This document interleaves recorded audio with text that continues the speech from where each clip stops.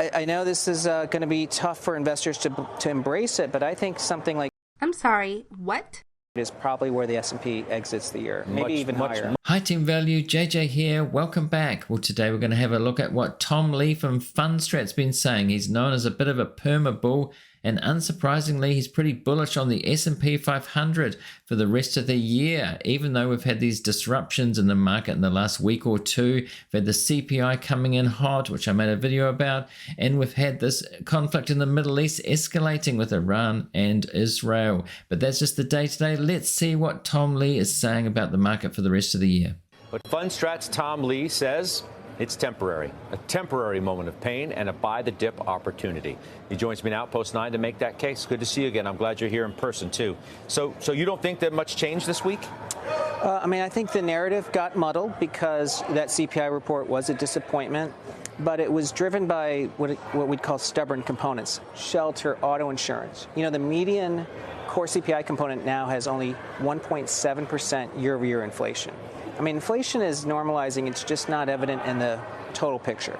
So, wow, he thinks the narrative has got muddled. Notice how he emphasizes the narrative there when it comes to markets, so that it's a bull market narrative. He's known as a perma bull quite often. He's always very bullish, and that's worked out so far, apart from 2022 when there was a bear market. He was kind of bullish in there too.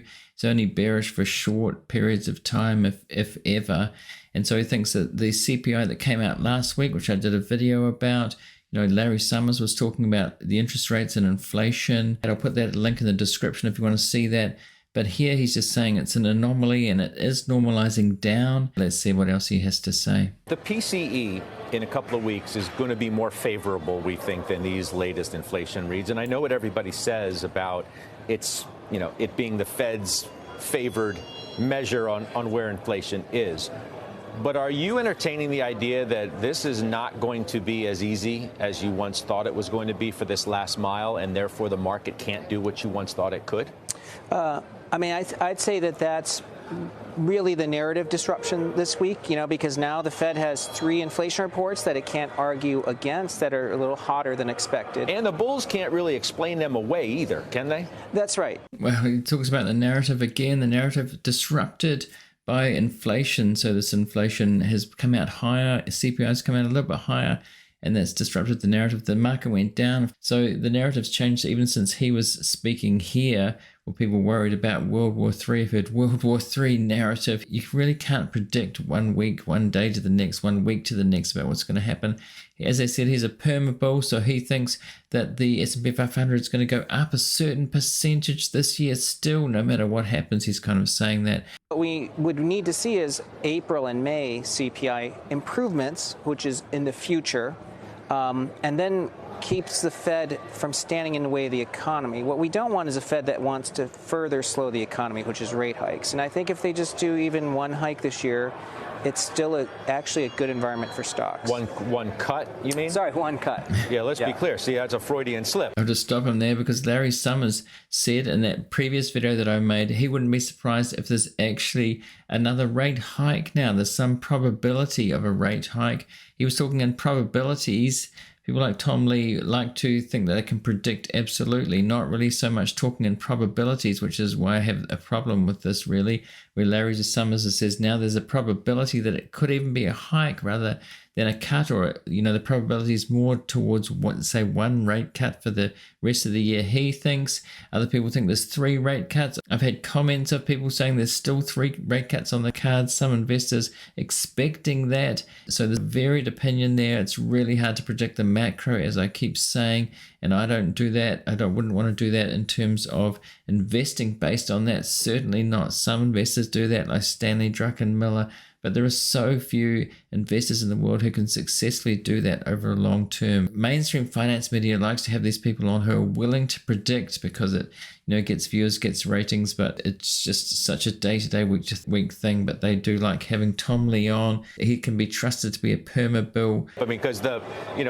greatest fear of all is that they're going to have to hike again, however remote that possibility seems today. And even if you put into the soup, all the Fed commentary that we've gotten of late just seems to be push off rather than push up. That's right. And I think it's, you know, at the end of the day, it's even as CPI does look like it's somewhat sticky, PCE, as you pointed out, is more cooperative than PPI is, and measures like Trueflation show inflation much softer, inflation expectations much lower. So I think at some point we could also just ask, is CPI a bit aberrant? Is CPI a bit aberrant, like he says? Again, I go back to Aswath Damodaran, who was on last week. I made a video with him. I'll link that in the description as well, where he was saying that in history, over history, inflation, when it's been elevated a bit, has been really sticky. It's turned out to be unexpectedly sticky. That's happened again and again.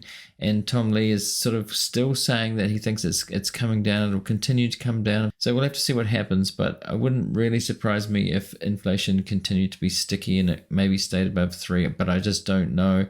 You know, they're aiming for that between 2 and 3 Goldilocks zone. I would not be surprised if inflation is sticky and interest rates stay elevated as well, but maybe the market's getting used to that. As I've discussed before, it was a shock when interest rates first went up, inflation went high. It was a shock to the market, a shock to high multiple growth stocks, for instance. But now the market is getting a little bit used to it. We've got these other things like war coming in, you know, with Iran-Israel conflict that's disrupted the market. We'll have to see what happens for the rest of the year. It's going to be interesting. Now, if you're getting value out of this episode so far, I'd really appreciate it if you remember to smash that like button to help the algorithm to spread it to more people, because that's what we want. Thanks. What about the valuations of the market? How do you counter the argument that they're just way too stretched? Multiples are just way too rich, given what now is likely to be the case of cuts later on? I mean, I think when someone looks at 20 years of history, that's the argument they'll make. If they look at 90 years of PE multiples versus interest rates, when the 10 years between 4 and 5%, which is a pretty big range, the median PE is 20 times. So we're not even at a median PE multiple of what's existed whenever the 10 years been in this range. So, and then if you look at the median stock, it's actually at 16 times. I'd say that there's upside to earnings. I think multiples can expand. I don't think 5,200 is the ceiling for stocks this year. What feels like the right ceiling now? I know this is going to be tough for investors to embrace it, but I think something like 56, 5,700 is probably where the S&P exits the year, maybe even higher. 56, 5,700 he thinks the S&P 500 will be by the end of the year, or maybe even higher. Let's just have a look at that. It's 5,123 right now, which means that that's 9 to 11% higher for the rest of the year. And we are in April now, so he thinks from April to the end of the year, it's likely that the S&P 500 will go up 9 to 11% more.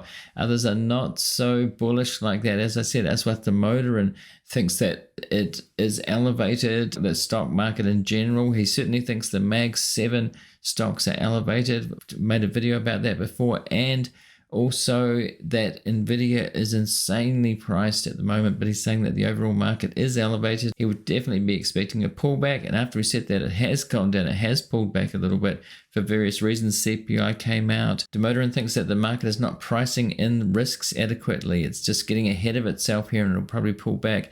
Tom Lee thinking the opposite, that the S&P 500 could keep going. And there are so many different opinions on the market all the time. Now, speaking of the S&P 500, which is really the market benchmark for investors to beat, it's hard to beat it. As you can see here on the screen, this is my small and mid-cap portfolio, mostly small caps, and it's a big chunk of my overall portfolio. It's up nearly 4 times the S&P 500. If we go back a year, it's nearly double the S&P 500. Now, for small cap stocks, the index to really look at is the Russell 2000 index. And we can see here that year to date, it's actually down 0.48%. And for the year, it's up 11.11%. So it's particularly pleasing to beat that index by such a long way with a portfolio that's got small cap stocks in it. Now, I don't say this to brag. I want to tell you about the Art of Value Patreon community, because over there is the only place that I share my portfolio. I talk about learning how to invest the way that I invest and different ways of researching stocks. This is not investment advice. It's showing a way to invest rather than just copying investments, which I highly discourage. Over there, I do talk about how I go about it. So I'll put a link in the description if you want to check that out, and see you over there. More backloaded into that than you once thought? I think it's still backloaded because we'll have the cuts behind us. and we'll have visibility into 2025 earnings, which probably could be 270, maybe 280 next year. See that he's saying we'll have the cuts behind us. He's really assuming there's going to be rate cuts this year, which is a big assumption to make. A lot of people do think that, but anything could happen. When you say we'll have the cuts behind us, are you so sure, right? So let's just take June off the table. For argument's sake, no June. Yeah. You think the first one's in July? Or it could be September, but that's why I asked you if the move in the market that you just suggested is backloaded, because yes. You're not going to get a big move until you see the first cut. At this point, now there's a lot of disbelief in the market. That's right. And Scott, one thing to keep in mind is the probability of a June cut has been reduced, but it can come back if we have a good April and May CPI, because then it's going to put back into focus what is the trend in CPI. It does feel stubborn when you look at January, February, March. So he admits that inflation is looking sticky, is looking stubborn, but he's still expecting it to dissipate, and he's really projecting.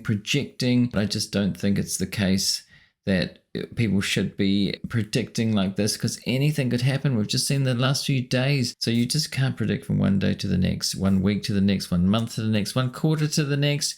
And Warren Buffett says that it's silly to invest based on these macro events that could come out of the blue, or just could do the opposite of what you think. Now, I'm going to put links in the description to those episodes I mentioned earlier. And if you're watching on YouTube, I'm going to put a link here to the video that YouTube thinks that you in particular should watch next. So go and see that now if you want to. And thanks to everybody for watching or listening wherever you're doing that. And I'll see you in the next one.